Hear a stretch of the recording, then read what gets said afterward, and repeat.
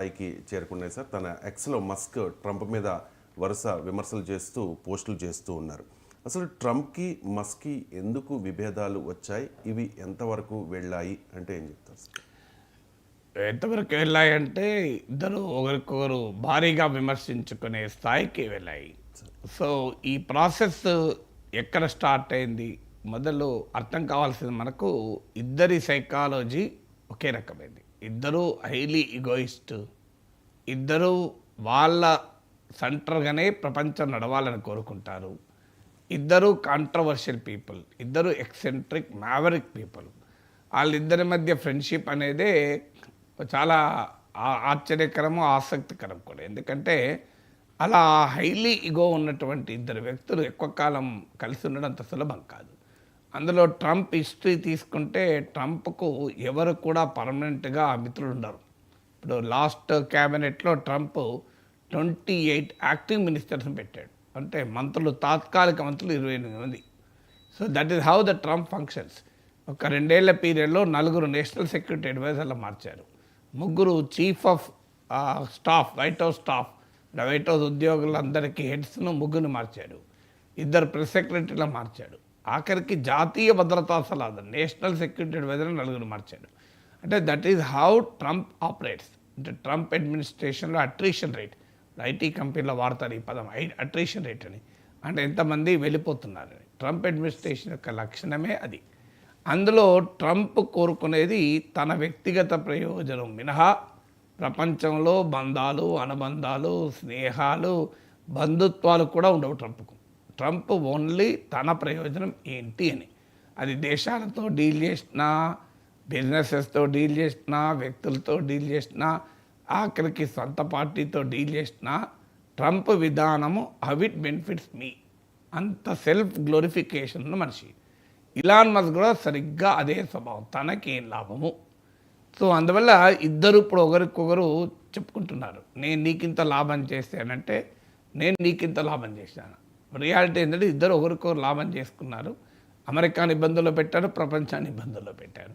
ఇప్పుడు ఏమంటున్నాడు ట్రంప్, నేను నీకు ప్రభుత్వ సబ్సిడీలు ఆపితే అసలు అమెరికా బడ్జెట్ అంతా బాగా అవుతుంది అంటున్నాడు. అంటే అంత పెద్ద ఎత్తున ప్రభుత్వాలు ఇలాన్ మస్క్ దోచిపెడుతున్నారని. అంటే అమెరికాలో ప్రభుత్వాలకు కార్పొరేట్లకు మధ్య ఉండే అపవిత్ర సంబంధాన్ని ట్రంపే చెప్తున్నాడు.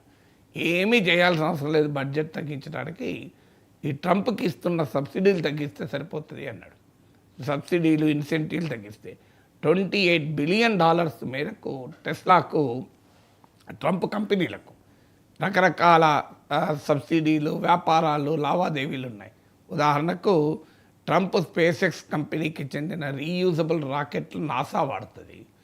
అలాగే ట్రంప్ కంపెనీలతో టెస్లాకు ఎలక్ట్రిక్ వెహికల్ మ్యాండేట్ అంటారు. అంటే ఇన్సెంటివ్స్, అంటే వాళ్ళు ఈ రిన్యూవబుల్ అంటే శిలాజనరీలు, అంటే పెట్రోల్ కార్లు కాకుండా ఎలక్ట్రిక్ కార్లు కనుక వాటికి రకరకాల ఇన్సెంటివ్స్ ప్రభుత్వం ఇస్తుంది. సో ఈ బిగ్ అండ్ బ్యూటిఫుల్ బిల్ అని ట్రంప్ తెచ్చిన తాజా బిల్లు ఎలక్ట్రిక్ వెహికల్స్కు రాయితీలు తీసేయడమే మస్క్కు కోపం వచ్చింది అనేది ట్రంప్ వాదన.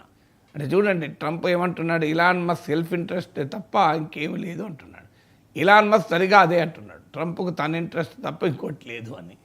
సో ఇలాన్ మస్క్ ఏమంటున్నాడు, ఆ బిగ్ అండ్ బ్యూటిఫుల్ బిల్ నేనే కాదు కాంగ్రెస్ కూడా చూడలేదు, అమెరికన్ లా మేకర్స్ కూడా అది చూడలేదు, దీనికి ఓటు వేసిన వాళ్ళందరూ రేపు ప్రజల చేత చిత్కరించబడతారు, మీరు మూల్యం చెల్లించుకోవాల్సి వస్తుందని ఇలాన్ మస్క్ అంటాడు. ట్రంప్ ఏమో ఆ బిల్లు మస్క్ చూశాడు, ఆ బిల్లు అందరికీ తెలుసు, ఆ బిగ్ అండ్ బ్యూటిఫుల్ బిల్. ఈ బిల్ ఏంటంటే 1000 పేజీలకు పైగా బిల్లు.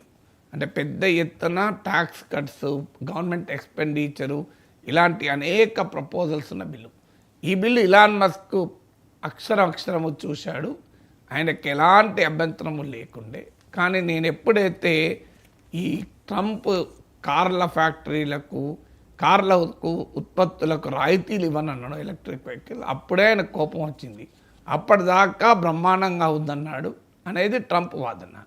సో ఇలా ట్రంప్కు నేను సాయమే చేసి ఉండకపోతే ట్రంప్ గెలిచేవాడే కాదు, డెమోక్రట్లకు దిగువ సభ హౌస్ ఆఫ్ రిప్రజెంటేటివ్స్లో మెజారిటీ వచ్చేది, ఈవెన్ సెనెట్లో కూడా 51-49 ఉండేది అని ట్రంప్ విజయానికి తానే కారణము అని ఇలాన్ మస్క్ అంటున్నాడు. ట్రంప్ దానికి కౌంటర్గా అసలు నువ్వు లేకపోయినా నేను గెలిచేవాడిని అంటున్నాడు. సో ఇలా ఒక్కొక్కరిని ఇద్దరి మధ్య ఎక్కడి దాకా వెళ్ళిందంటే అసలు ట్రంప్ని తీసేయాలి అనే స్థాయికి ఇలాన్ మస్క్ మాట్లాడుతున్నాడు. ఒక user Republican party supporter Elon Musk president ట్రంప్ని ఇంపీచ్ చేయాలి, జేడీ వ్యాన్స్ను ప్రెసిడెంట్ చేయాలి అని ఒక పోస్ట్ పెడితే దానికి ఇలాన్ మస్క్ గుడ్ అడ్వైస్ అది ఎస్ అని చెప్పి దాన్ని ఎండార్స్ చేశాడు. సో అంత క్లియర్గా ట్రంప్ను పదవి నుంచి తొలగించాలి అని కూడా ఇలాన్ మస్క్ డిమాండ్ చేస్తున్నాడు. ఎక్కడి దాకా వెళ్ళిందో దీన్ని బట్టి అర్థమవుతుంది మనకు. సో అంతేకాకుండా రిపబ్లికన్ పార్టీ కూడా మస్క్ పిలిపించాడు. సొంత పార్టీ కొత్త పార్టీ పెడితే ఎలా ఉంటుంది అని తన ఫాలోవర్స్ను సలహా అడగడమే కాకుండా రిపబ్లికన్లకు కూడా చెప్పింది ఏంటంటే మీరు చూస్ చేసుకోండి, ట్రంప్ కావాలా నేను కావాలా అనే స్థాయికి వెళ్ళాడు. ఎందుకంటే ట్రంప్ ఒక 3.5 years ఉంటాడు, నేను 40 years ఉంటాను అని కూడా రిపబ్లికన్ హెచ్చరించాడు. ఎందుకంటే ట్రంప్కు ఉన్నటువంటి ట్విట్టర్ ఓనర్షిప్ వల్ల రిపబ్లికన్లకు కూడా అటు ట్రంప్ మస్క్ మధ్యలో సైడ్ తీసుకోకుండా జాగ్రత్త పడుతున్నారు. ఇలా ఎవ్రీ పాయింట్ ఇప్పుడు ట్రంప్ టారిఫ్ల పైన కూడా మీకు ఇలాన్ మస్క్ రియాక్ట్ అయ్యాడు. ఇది ఖచ్చితంగా రిసెషన్కు దారితీస్తుంది, ఈ ఏడాదిలోనే మనము ఆర్థిక మాంద్యం రిసెషన్ చూస్తాము అండ్ అమెరికా నాశనం చేసేటువంటి స్పెండింగ్ బిల్ ఇది ట్రంప్ మొదట్లో చెప్పిన లక్ష్యాలకు విరుద్ధమైంది. బడ్జెట్ లోటు $600 బిలియన్ పెరుగుతుంది. ఇప్పటికే America 123% of GDP America debt ఉంది. ఇది అమెరికాను దివాలా తీస్తుంది అనేది ఇలాన్ మస్క్ వాదన. లేదు, ఇది బ్రహ్మాండమైన బిల్లు, అమెరికా చరిత్రలో అమెరికన్ పార్లమెంటుకు ఇలాంటి బిల్లే రాలేదు అనే స్థాయిలో ట్రంప్ మాట్లాడుతున్నాడు. ఇక ఈ పర్సనల్ అలిగేషన్స్ ఎక్కడి దాకా వెళ్ళాయంటే ఆఖరికి నేను పెద్ద బాంబు వేస్తున్నా, this is the time for a big bomb అని చెప్పి ట్రంప్ పేరు జెఫ్రీ ఎప్స్టీన్ ఫైల్స్లో ఉంది. జెఫ్రీ ఎప్స్టీన్ అనే సెక్స్ అఫెండరు, వాడు జైల్లోనే చనిపోయాడు. సో ఆ ఫైల్లో ట్రంప్ పేరుంది కనుక ఆ ఫైళ్ళను రిలీజ్ చేయడం లేదు అంటూ కూడా ఇలాన్ మస్క్ ఆరోపణ చేసి have a nice day DJT అని పెట్టాడు, డొనాల్డ్ జే ట్రంప్ అని. సో వెటకారంగా ఇది the time for a big bomb అని పెట్టి, so is Trump's name is in Jeffrey Epstein files. అందుకే జెఫ్రీ ఎప్స్టీన్ ఫైల్స్ను ట్రంప్ ప్రభుత్వం తొక్కిపెడుతోంది, విడుదల చేయడం లేదు. ఇది మీరు ఈ పోస్ట్ మార్క్ చేసి పెట్టుకోండి, ట్రుత్ ఎన్నడో ఒకరోజు బయటకు వస్తుంది అని రాసి have a nice day DJT అని పెట్టాడు. సో ఇక నో హోల్స్ బార్ అంటారు ఇంగ్లీష్లో ఈడియం. ఇక అమీ తుమీ తేల్చుకునే స్థాయికి ట్రంప్ అండ్ ఇలాన్ మస్క్ వచ్చేశారు. ఇది ఎక్కడి దాకా వెళ్తుంది, ఇక భవిష్యత్తులో కలవరా?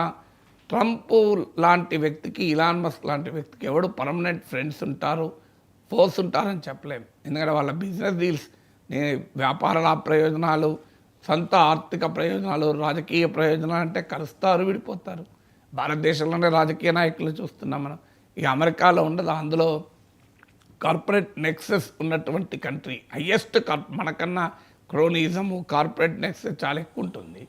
సో అందువల్ల మేబీ ట్రంప్ మస్క్ శాశ్వతంగా విడిపోవచ్చు, లేదు మళ్ళీ అవగాహన కచ్చి కలవచ్చు. మనం జెలెన్స్కీ విషయంలో చూసాం. సో వైట్ హౌస్ పిలిచి ఘోరంగా అవమానించి ఆఖరికి మెడబట్టి గంటేసంత పనిచేశారు. మళ్ళీ పిలిపించుకొని మినరల్ డీల్ కుదుర్చుకున్నారు. అంటే ఏంటి? మినరల్ డీల్ అంటే ఉక్రెయిన్ ఖనిజ సంపదను అమెరికాకి ఇవ్వకపోతే జెలెన్స్కీ దుర్మార్గుడు, దుష్టుడు, మెడబట్టి గంటేస్తాం. లేదు, ఖనిజ సంపద అంతా దారాదత్తం చేస్తానంటే come your good friend, terrific guy, nice guy అని చెప్పి వాడితో సంతకాలు తీసుకుంటారు. సో అందువల్ల మనం చూసాం కదా, ఉక్రెయిన్ ప్రెసిడెంట్ జెలెన్స్కీ ఏ జెలెన్స్కీని అయితే ఆహ్వానించాడో ఆ జెలెన్స్కీని చీదరించుకున్నాడు, మళ్ళీ జెలెన్స్కీతో ఒప్పందం పెంచుకున్నాడు. సో జెలెన్స్కీ విషయంలో ఒక ఫుల్ సర్కిల్ తిరిగింది మనకు. సో ముందు వైట్ హౌస్కి ఆహ్వానించాడు, ఘోరంగా అవమానించారు ట్రంప్ అండ్ వాన్స్ కలిసి, మళ్ళీ పిలిపించుకొని మళ్ళీ ఒప్పందాలు చేసుకున్నారు. So who knows, Elon Musk విషయంలో కూడా ఇద్దరికీ ఒకరికొకరు అవసరం అనుకున్నప్పుడు మేబీ దే మే యునైట్. ఎందుకంటే ఇలాన్ మస్క్ వ్యాపారాలను దెబ్బకొడతానని ట్రంప్ అంటున్నాడు.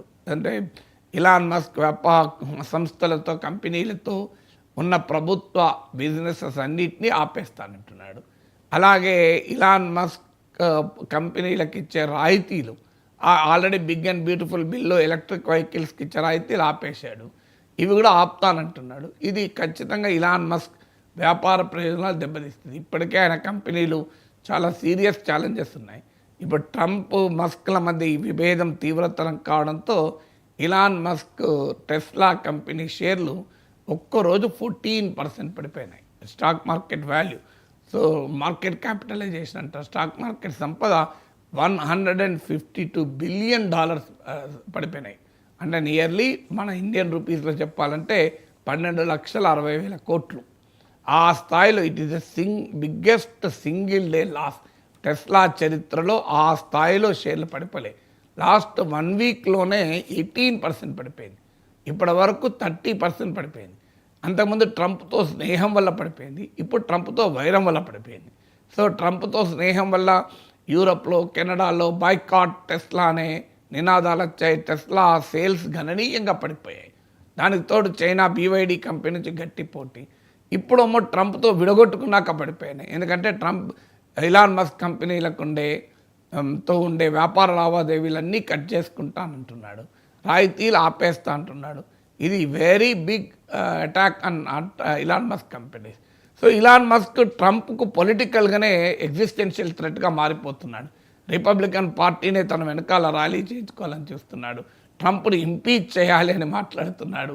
సో అలాగే కొత్త పార్టీ పెడతానని హెచ్చరిస్తున్నాడు. 80% ఆఫ్ అమెరికన్ ప్రజలకు రిప్రజెంట్ చేయాలంటున్నాడు. సో ట్రంప్కు పెద్ద పొలిటికల్ థ్రెట్గా ఇలాన్ మస్క్ మారాలని చూస్తున్నాడు. ఇలాన్ మస్క్ పెద్ద బిజినెస్ థ్రెట్గా ట్రంప్ మారాలని చూస్తున్నాడు. సో ఇది ఎక్కడి దాకైనా వెళ్ళవచ్చు. లేదు ఇద్దరు కలిసి నువ్వు నేను కొట్టుకొని ఇద్దరు నష్టపోవడేందుకు, మళ్ళీ లెటర్స్ కమ్ బ్యాక్ అని కూడా జెలెన్స్కీతో జరిగిన దాన్ని బట్టి చూస్తే it's possible. As of now మాత్రం వార్ నడుస్తోంది. కాల్పుల విరమణ ఉంటుందా ఉండదా చెప్పలేము. జెఫ్రీ ఎప్స్టీన్ ఫైల్స్లో ట్రంప్ పేరుంది కాబట్టి ట్రంప్ వాటి